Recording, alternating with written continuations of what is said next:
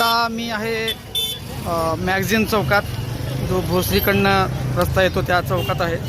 दरवर्षी ह्या चौकात मी येत असतो. ह्यावेळेस चांगला बदल मला खूप दिसतोय, तो म्हणजे जे काही राजकीय लोकांचे जे मांडव घातलेले असतात, समोर दिसतंय आपल्याला महेश लांडगेंचं आहे किंवा आणखीन बऱ्याच जणांचे तर आहेत. एक नाना लोंढे, वसंत नाना लोंढेंचं एक आहे. इथे प्रत्येकजण गाणे लावत असतो मोठमोठ्याने, स्पीकरवर त्यांचे अनाऊन्समेंट सुरू असतात.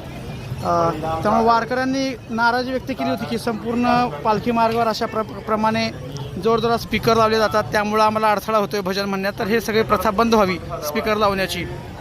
तर आज खरं इथं अतिशय शांत वातावरण आहे. भजन करत वारकरी जात आहेत, लोक आरामात फिरत आहेत. कलकल नाही, विनाकारण आरडाओरडा नाही, स्पीकरचा आवाज नाही आहे. फक्त जे काय पोलिसांचा जो स्पीकर आहे, सुरक्षेच्या दृष्टीने जे अनाऊन्समेंट आहेत त्याचंच फक्त इथे स्पीकर चालू आहे.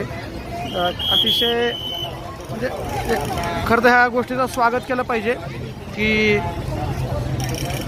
विनाकारण हा मोह, त्यांनी जो प्रसिद्धीचा मोह असतो जो टाळण्यात आलेला आहे. म्हणजे आवर्जून गोष्ट मी ह्यावेळेस नमूद करतो, ही जी मला ह्यावेळेस वारीतली विशेष गोष्ट वाटलेली आहे. थोड्याच वेळात इथे ज्ञानेश्वर माऊलींची पालखी पोहोचेल, तेव्हा एक आपल्याला उत्साहाचं उधाण आलेलं दिसेल.